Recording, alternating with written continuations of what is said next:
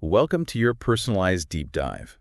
Today, we're diving into something that's especially relevant to you as a young professional, Hmm. just starting to build your financial future. Oh, yeah. Singapore savings bonds. Okay.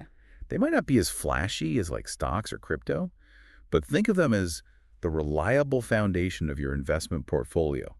Like, they're always there for you, steadily helping your money grow. That's a great way to put it. SSBs really are that solid bedrock you can build on. But even with a solid foundation, it's important to understand the nuances. Yeah. That's what we're here for today. Okay, so let's start with the basics. What exactly are Singapore savings bonds? Essentially, they're bonds issued and backed by the Singapore government. Okay. Think of it as lending money to the government, and in return, they pay you interest. And because it's the Singapore government, you can be confident about the security of your investment. So it's like a super safe way to grow your money, especially compared to the roller coaster ride of the stock market, right? Exactly, and that's one of the big reasons why SSBs are so attractive to new investors. Yeah.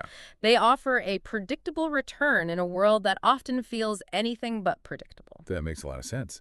Okay, so I'm intrigued. How do these bonds actually work? What's the deal with interest rates and all that? Well, SSBs have a 10-year term, and the interest rates they offer are linked to Singapore government securities, or SGS yields, as they're called in the financial world. Okay, well, hold on a second. SGS yields. Can we unpack that a bit? I feel like that might be new territory for some of our listeners. Of course. SGS yields are essentially a measure of the return you get from investing in longer-term Singapore government bonds. Okay.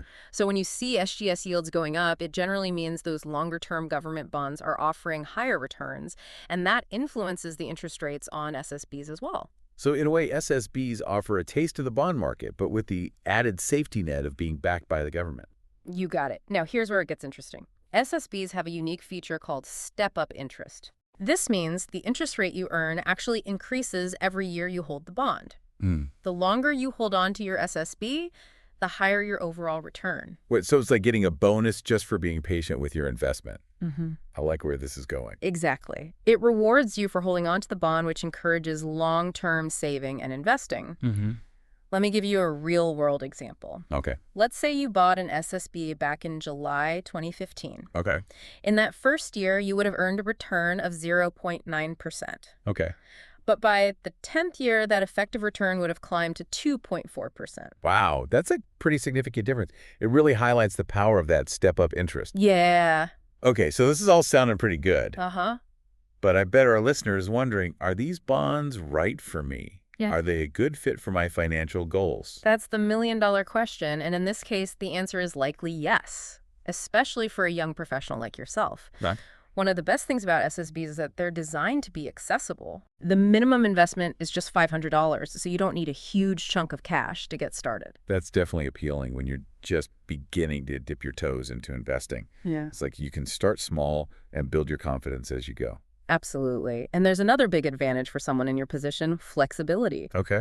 With SSBs, you have the freedom to redeem your bonds anytime you need to without any penalties. So if an unexpected expense comes up or maybe a fantastic opportunity pops up that you want to jump on your money, isn't locked in. Exactly. That's a huge relief. And speaking of opportunities, SSBs can also play a strategic role in diversifying your investment portfolio. Okay, I've heard that word diversify thrown around a lot in the financial world. Right. What does it actually mean in practice and why is it so important? Diversification is essentially about not putting all your eggs in one basket. Right. Instead of investing all your money in one asset class like stocks, you spread it across different types of investments: stocks, bonds, real estate, and so on. This helps to manage your risk because if one investment does poorly, the others can potentially offset those losses.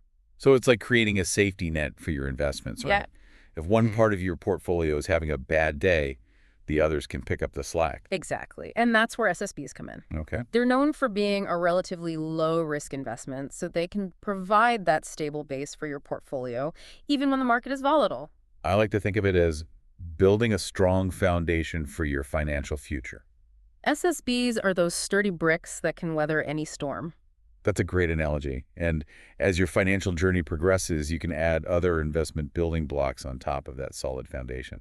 Okay, so I'm getting a much clearer picture of how SSBs work and why they might be a good fit for someone in my position. But let's get down to the nitty-gritty. How do you actually buy these bonds? Well, the process is surprisingly straightforward, especially in our digital age. Okay. But before we jump into the steps, it's important to make sure you have a couple of things in place. All right, let's talk prerequisites. What do I need to have ready before I can even think about buying SSBs?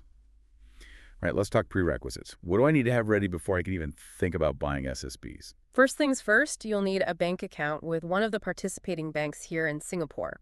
Think DBS, POSB, OCBC, or UOB, basically the usual suspects for your everyday banking needs. Got it. So that's pretty much a given for most people. What else? The second thing you'll need is an individual CDP securities account. CDP stands for Central Depository, and it's kind of like a secure vault where your bonds will be held electronically. Okay, I'm sensing a theme here.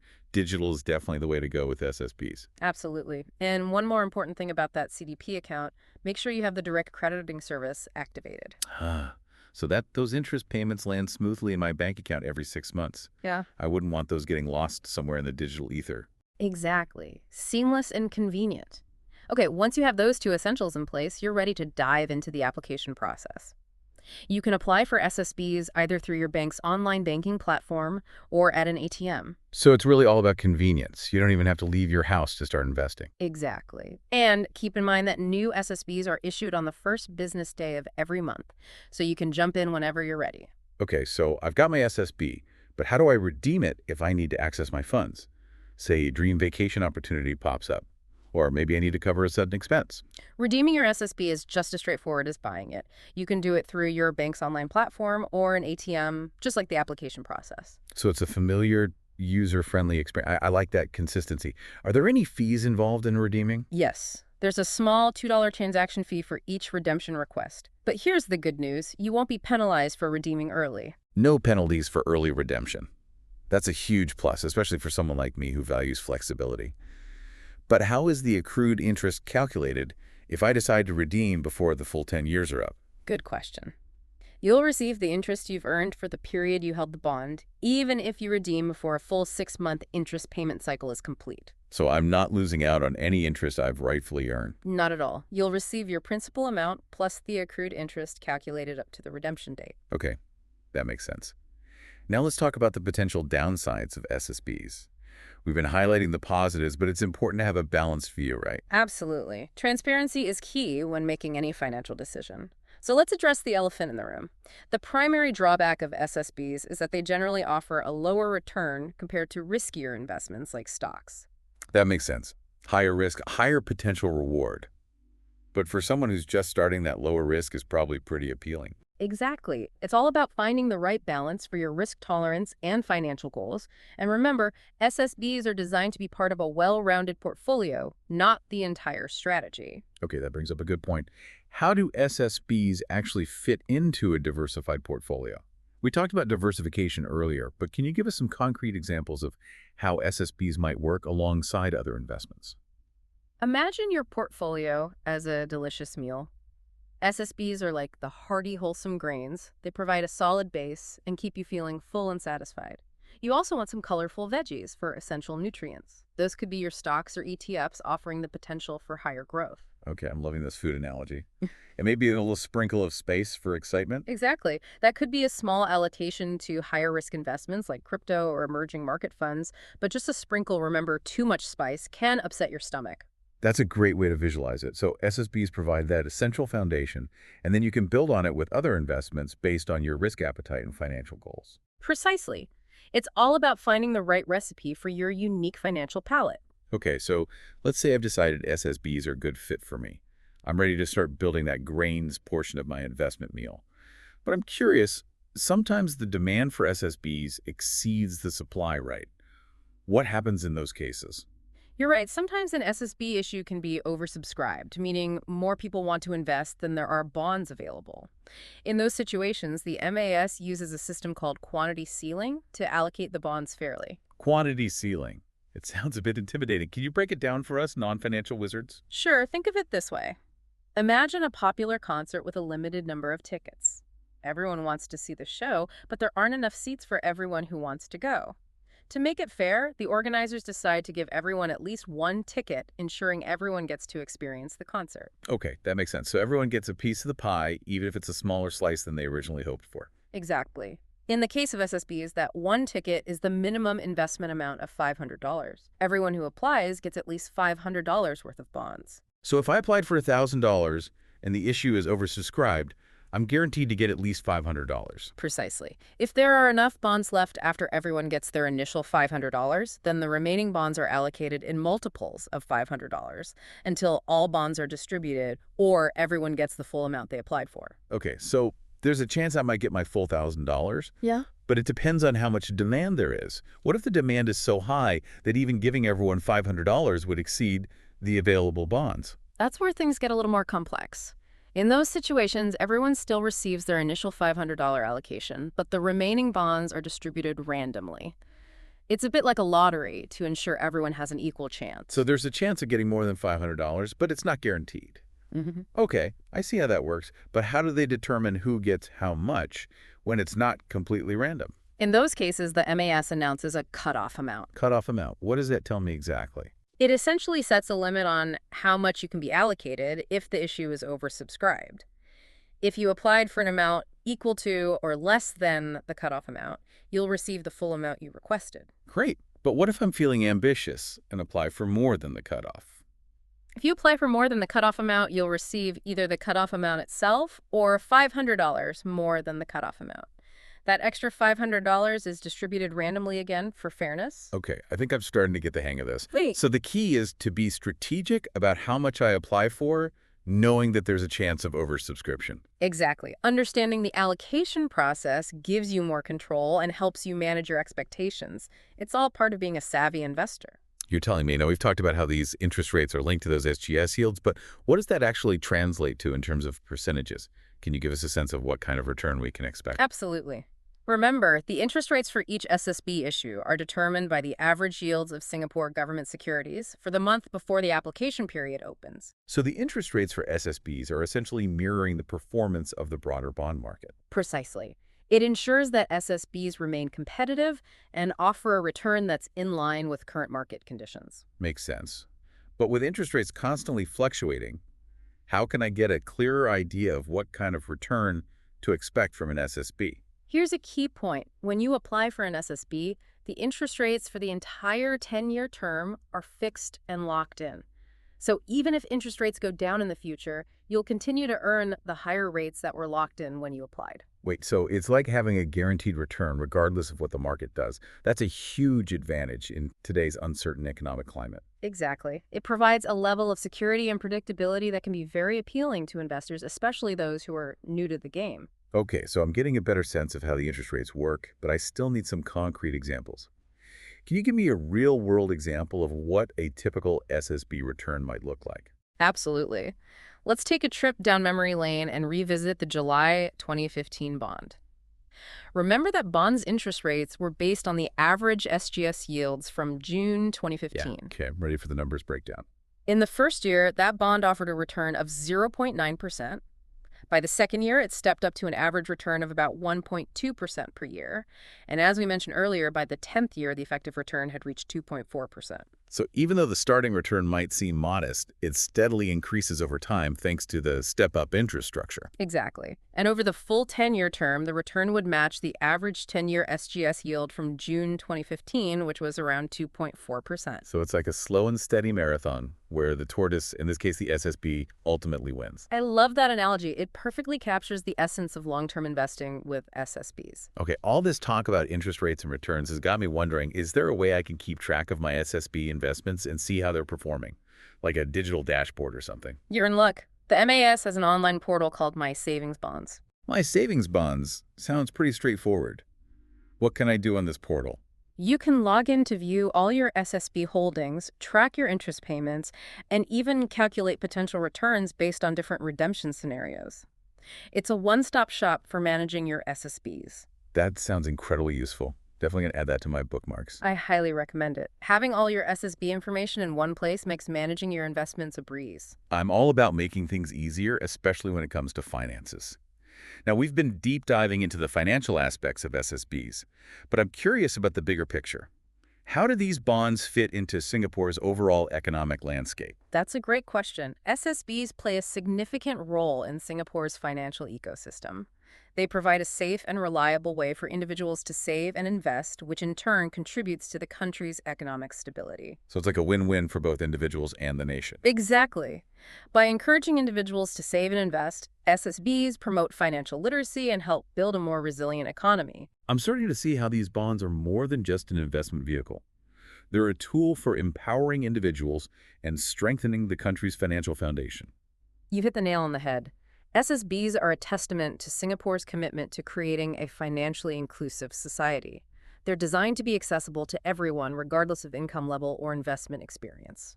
Okay, I'm feeling pretty good about SSBs, but I'm sure our listener is still wondering, are there any other investment options I should be considering alongside these bonds? That's a great point. While SSBs offer many advantages, they're not the only game in town. There are other investment products available, each with its own set of pros and cons. Okay, let's expand our horizons and explore some of these alternatives. Yeah. What are some other long-term investment options that might appeal to a young professional like our listener? Let's start with fixed deposits, or FDs. They're similar to SSBs in that they offer a fixed interest rate over a set period. So both SSBs and FDs provide that sense of predictability and stability. Exactly. However, there are some key differences. Fixed deposits typically offer lower interest rates compared to SSBs, but they often have shorter lock-in periods. So if I'm looking for something where I might need to access my funds a bit sooner, an FD might be a better option. Potentially, yes. However, keep in mind that withdrawing from an FD before the maturity date usually incurs a penalty. So there's a trade-off between flexibility and potential returns. Okay, what about other options? Another option worth considering is a high-interest savings account. These accounts offer higher interest rates than regular savings accounts, and they're highly liquid, meaning you can access your funds whenever you need them. That sounds tempting, especially for someone starting out. What's the catch? While the interest rates are better than regular savings accounts, they're still generally lower than what you could earn with SSBs or FDs. Plus, there's usually a cap on the amount of money that qualifies for the higher interest rate. So they might be a good option for short-term savings goals or for building an emergency fund, but not necessarily for long-term wealth building. Exactly. Now, if you're looking for an investment specifically designed for long-term goals like your child's education or retirement, you might consider an endowment plan. These plans offer a guaranteed return upon maturity, but they tend to be less flexible than SSBs or FDs. Okay, so with endowment plans, you're essentially committing to a long-term savings strategy with a bit less flexibility. Precisely. It's important to weigh the pros and cons of each investment product and choose the one that aligns with your specific financial goals, risk tolerance, and time horizon. It's all about finding that perfect balance between security flexibility and potential returns right. You've got it. There's no one-size-fits-all approach when it comes to investing. I'm starting to get a sense of just how diverse the investment landscape really is. It's a bit overwhelming, to be honest. I understand. That's why it's so important to do your research, explore your options, and seek guidance from a financial advisor if you need help navigating the complexities of investing. That makes sense. It's like having a financial coach in your corner, helping you develop a game plan for your financial future. Speaking of guidance, let's bring it back to SSBs for a moment. We've covered a lot of ground, but what are the key takeaways our listeners should remember about these bonds? Yes, let's circle back to those key takeaways. What are the essential things our listeners should keep in mind about SSBs? Here's a recap of why SSBs can be such a great starting point for new investors. Right. First, they're incredibly safe and reliable, backed by the Singapore government. Right. Second, they offer a decent return that actually gets better over time, thanks to that step-up interest we talked about. Yeah. Third, you have the flexibility to redeem your bonds at any time without any penalties. And finally, they're accessible with that low minimum investment of just $500. It sounds like they've really thought of everything to make SSBs appealing and accessible to someone just starting to build their investment portfolio. Exactly. They're designed to give you peace of mind while also helping your money grow steadily over time. Okay, so for our listeners who are ready to take that first step into the world of SSBs, where can they learn more and get started? The Monetary Authority of Singapore's website is an excellent resource. You'll find detailed information about SSBs, including current interest rates, the application process, and answers to frequently asked questions. Perfect. We'll make sure to include a link to the MAS website in our show notes so our listeners can easily find it.